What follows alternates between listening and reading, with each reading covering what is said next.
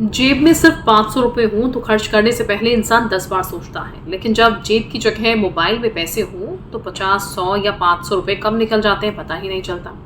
सुबह चाय, दोपहर में कॉफी, शाम को ऑनलाइन खाना और रात में शॉपिंग, सब कुछ सिर्फ एक क्यूआर कोड स्कैन करके। यही वजह है कि आज एक बड़ा सवाल उठ रहा है, क्या यूपीआई ने हमारी जिंदगी आसान बनाई या हमारी फिजूल खर्ची करने की आदत और बढ़ा दी है। आज के इस एक्सप्लेनर में हम आपको यही समझा रहे हैं कि आखिर क्यों दुनिया भारत के यूपीआई मॉडल की तारीफ कर रही है, फिर भी लोग कह रहे हैं कि इससे बचत कम और खर्च ज्यादा होने लगा है। सबसे पहले समझिए यूपीआई क्या होता है। यूपीआई यानी कि यूनिफाइड पेमेंट इंटरफेस, एक ऐसा सिस्टम जिसने बैंक ट्रांसफर को सेकंडों का काम बना दिया है। पहले पैसे भेजने के लिए बैंक जाना पड़ता था, फिर इंटरनेट बैंकिंग आई, उसके बाद वॉलेट आए और अब सिर्फ मोबाइल नंबर या क्यूआर स्कैन करके पेमेंट हो जाता है। भारत में सब्जी वाले से लेकर रिक्शा चालक, चाय की दुकान से लेकर बड़े बड़े मॉल तक हर जगह यूपीआई ने नकदी की जगह ले ली है। यानी कि भारत दुनिया की सबसे बड़ी डिजिटल पेमेंट इकोनॉमी बनने की ओर बढ़ रहा है। लेकिन फिर सवाल क्यों उठ रहे हैं? हाल ही में सोशल मीडिया पर कई लोगों ने दावा किया कि उन्होंने कुछ समय के लिए यूपीआई इस्तेमाल करना बंद किया तो उन्हें महसूस हुआ कि उनके खर्च कम हो गए और बचत बढ़ गई है। इसके बाद बहस शुरू हो गई, क्या यूपीआई लोगों को जरूरत से ज्यादा खर्च करने पर मजबूर कर रहा है? कैसे बढ़ता है फजूल खर्च? एक उदाहरण से आप समझिए। मान लीजिए आप घर से सिर्फ दूध लेने निकले, दुकान पर गए, साथ में चिप्स भी ले आए, वापस आते हुए कॉफी भी पी ली, ऑनलाइन कोई ऑफर दिखा तो वो भी खरीद लिया। इन सभी पेमेंट में कहीं भी आपको नोट निकालने या पैसे गिनने की जरूरत नहीं पड़ी। यानी कि खर्च हुआ लेकिन खर्च होने का एहसास नहीं हुआ। इसी को एक्सपर्ट पेन ऑफ पेन कहते हैं। जब कैश देते हैं तो पैसा हाथ से निकलता दिखाई देता है, इसीलिए दिमाग खर्च को ज्यादा महसूस करता है। लेकिन डिजिटल पेमेंट में यह एहसास कम हो जाता है और इसीलिए आप बिना मर्जी जो चीज़ आपको नहीं चाहिए उसको भी खरीद कर ले आते हैं और आपको एहसास भी नहीं होता कि आपने ज़्यादा पैसे खर्च कर दिए।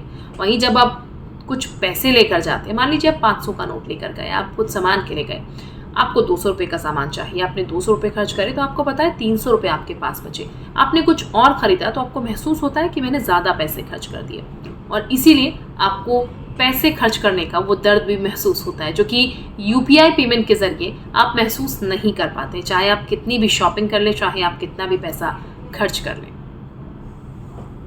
युवाओं पर ज़्यादा असर। आज की जेनजी और युवा पीढ़ी लगभग हर भुगतान यूपीआई से करती है।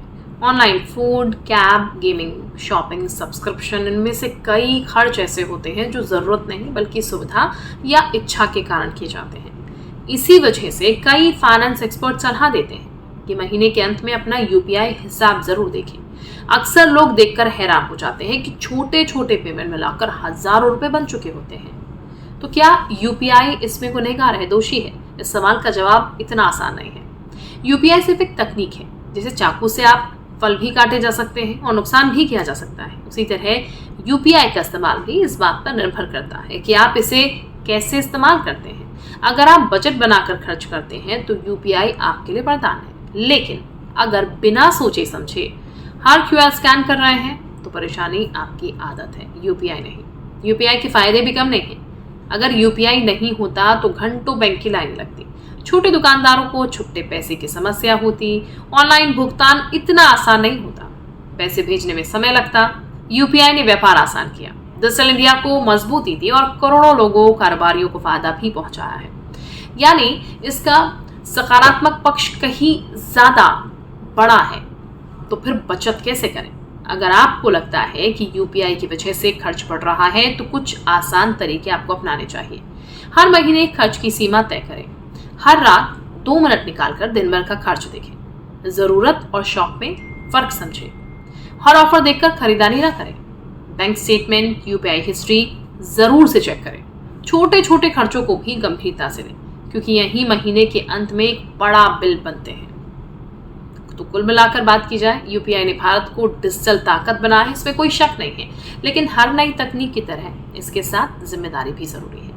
अगर समझदारी से इस्तेमाल करेंगे तो यूपीआई आपकी जिंदगी आसान बनाएगा, लेकिन अगर हर स्कैन के साथ बिना सोचे समझे लेकिन अगर हर स्कैन के साथ बिना सोचे खर्च करेंगे तो महीने के आखिर में यही सुविधा आपकी बचत पर भारी पड़ सकती है।